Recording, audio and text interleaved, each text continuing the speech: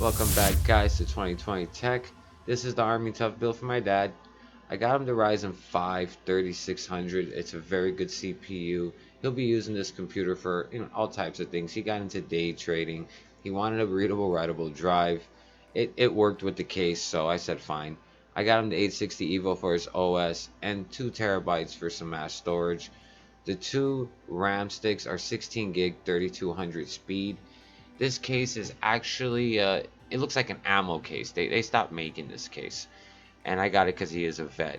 Me and my wife found it at a friend's house sitting in a garage, so we cleaned it out. We took it all apart. We took everything out that would actually unscrew, unclamp. So that's her cleaning it up for me. That way I can get ready to start building it. So she wanted to get hands on. Now remember, if you're using the stock fan that comes with the CPU that AMD comes with, you need to remove these brackets. Be kind of delicate here when you place a CPU into the socket.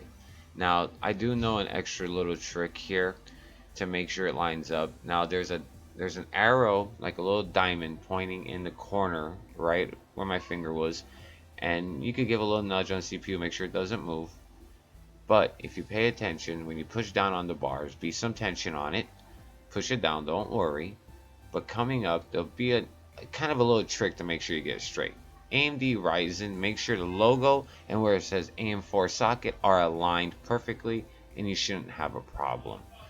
Just place a bead of the thermal compound that right there on top of the Ryzen Z. Now only if you remove the thermal paste from the stock fan. A lot of them come with thermal paste on it. I have used this CPU before, so I had the paste off of the fan, so I had to apply some new paste. Now right here, you want to put the 4 screws that go around and hold the CPU down. Not a hard job. Right here, you may have to add a few more of these depending on the size of your board. They're standoffs, so just screw those in hand tight and they'll stay perfectly fine. Make sure to put your IO shield the right way before putting it into the case and setting up the motherboard into the tray. So just make sure you go in a little bit at an angle, just making sure everything just fits right. Now right here, there will be a standoff that holds the motherboard in place, so you don't have to hold the motherboard in while you're screwing it. It's like a little notch that sticks up onto the motherboard. Now just make sure everything from the motherboard lined up, all your USBs, and just start putting in your screws. As you're tightening the screws, soon as you feel that pressure, just give it just a little bit more, like not even a quarter of a turn more. Your case isn't going to be flopping around. It's going to sit in one place. The motherboard's not going to go anywhere. Just give it a good little, just a little bit extra after it stops, and you'll be fine. The motherboard will be fine. Now your RAM sticks, you want to make sure to push back on the clip. It's usually just one. Make sure this notch follows the notch inside the little DRAM slot. Push down until it clicks and you'll be fine. It'll go right in there. Open up the next one. Now remember, 90% of motherboards, if not more, it's every other RAM slot. Leave one empty, put one in, leave one empty, put one in, going from the CPU to the right. Your power supply is pretty straightforward. As long as your case has legs to stand up, put the fan facing down. As long as there's holes on the bottom and there's legs on your case, that way it could draw in fresh air.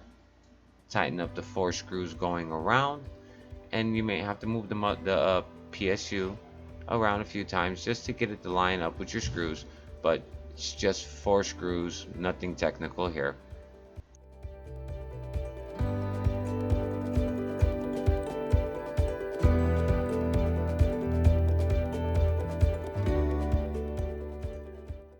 Some graphics cards will have a dual BIOS. Make sure you flip the switch into the proper BIOS you're using your graphics card for.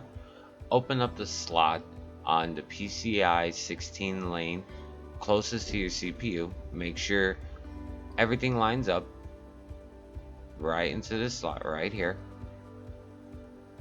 Make sure that these 2 metal tabs go right here, right where you took out the 2 on the furthest top. Make sure to go right in between the motherboard and the case. You're going to see a little opening right there. Get them in, line up the teeth on the graphics card, and just click it in. Just push down. You'll hear a click, and you'll be fine. You can put a little bit of pressure here, just not too much. Make sure it's in. This is your audio connector. Usually goes to the bottom left of the board. Consult the owner's manual, your instruction manual for your motherboard, and it'll tell you what everything goes. I usually connect those little wires in for the front first because it makes it easier. These are just the SATA cables. Connect them anywhere, it doesn't really matter, and they can only go in one way. They have a little L shape inside them. This is for USB 3.1. Let's connect that. Then you want to get your 24 pin. This gives direct power straight to the motherboard from the power supply. Just push it down. You should hear it click. If not, just make sure it's flush. Sometimes they click, sometimes they don't. These are either 4 or 8 pin. These are the power for your CPU. So either put them together. They have like a little lock on them to hold them. Sometimes it works, sometimes it doesn't. Sometimes putting them in one at a time. Either, whatever's easier on you. These are the power, your PCIe. These are for your graphics cards. Some graphics cards don't use this. Some use 4, some use 8, some use 12, 16. Just get the right ones out for yours and just click them in. Your power supply on each end should be labeled what it does and where it goes. So just now, these are side fans I had to add. So they're 4 pin.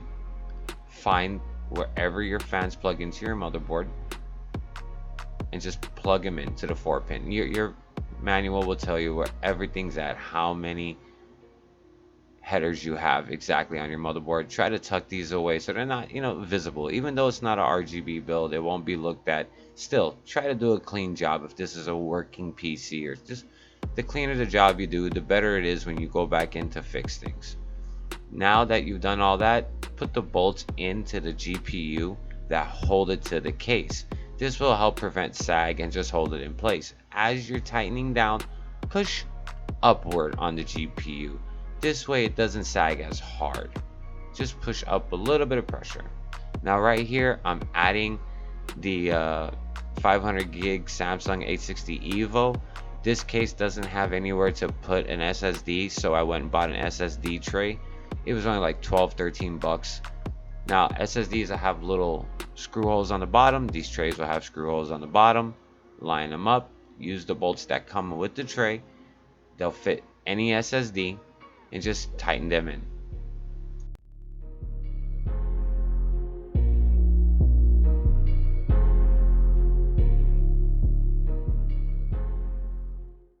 This is a good time to start putting back any additional trays, things that you're not going to use. Put them in where they belong, even if you're not going to use them. That way in the future, you know where they're at. Like the little bolts that go into holding the M.2s. Even though if you don't have one, put it on the board where it belongs. This way, in the future, when you get one, you know your screws. You're not looking for the box or someone threw it away. So any accessories you have, throw them in there. Figure out where to put them. Make sure you cable manage. Use all the little nooks and crannies. They'll put little metal tabs that stick up. Use your zip ties, clip off the ends. Make sure everything is nice and tidy back there. So when you open it in the future, which you will eventually, you know where everything's at. It's nice and neat, and plus everything will sit flush when you put the back plate on. Excuse me. So yeah, guys, it's not that serious. This isn't a modular power supply, so a lot of extra wires and no basement, so had to stuff them. Now as you can see, all the wires are nice, flush. I used all the little crevices, and I love this case because look how it latches. It is just like an ammo box. I love it. Linus actually, Text Tips, did a review on this case back when it came out like 8 years ago. They haven't made it since 2012, and I have no idea why not. It is made of metal. It is flush. Now if you have extra fans, a lot of these older cases, you can put fans right on the side. This will allow fresh air to hit the motherboard and to hit the GPU to keep them cool. So always cool when they have this. And like I said, it's not a RGB build. It's not one of those kind of builds. This is a build for an older gentleman who does day trading. He uses Fusion 360 to make PCBs. This was my dad. He raised me into computers, how to make motherboards, put transistors, how to solder onto boards. So this was actually an honor for me that he actually asked me to build him a computer when I built my first computer with him when I was only like 7-8 years old. Yeah, so this was a really cool thing for me, and I really hope he enjoys it. He had a big smile on his face when I handed it to him. But this is the case. It is so cool. Look at the front. It has a little shield that hides the reset button. There's the power button. It's got two USB 3.1s in the front, audio, mic. These are the handles, and they're spring loaded. And look, more areas for fans. This thing, I think I counted 7 different fan placements. So cooling, not a factor. And I'll tell you what, guys, this case is worth looking for if you can find it. Easy to build in, clean, beautiful case. Thanks for watching. I hope you guys enjoyed it. Comment down in the bottom, guys. Let me know what you guys think about this build, about this case. If you have any questions, hit me up. I would be glad to help you guys. You guys have a great one.